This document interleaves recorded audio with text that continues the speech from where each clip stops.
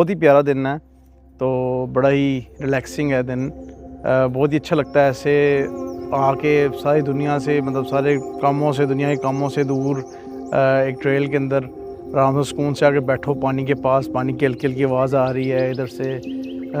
हल्की सी ब्रीज़ है और बहुत ही खूबसूरत मौसम है। ऐसे दिन जो हैं वो मतलब बहुत ही कम आते हैं हमारे यहाँ पे, क्योंकि